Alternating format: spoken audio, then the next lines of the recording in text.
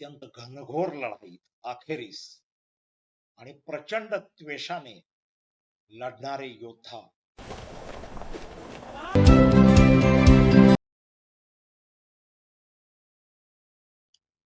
नमस्कार मंडळी, पुन्हा एकदा सत्य इतिहासाच्या पाऊलखुणा या चॅनलवर तुमचं स्वागत आहे.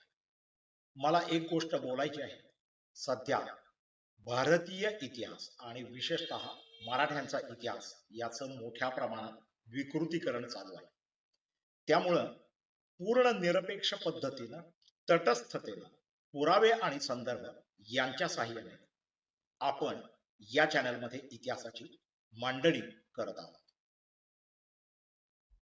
तरुण शिवबा हे स्वराज्य स्थापनेत एका बाजूला दंग होते आणि दुसरीकडे बंगलोरमध्ये शहाजीराजे भोसले त्यांचे पिता यांनी खूप मोठा पराक्रम गाजवून आपलं नाव मिळवलेलं होतं आणि त्या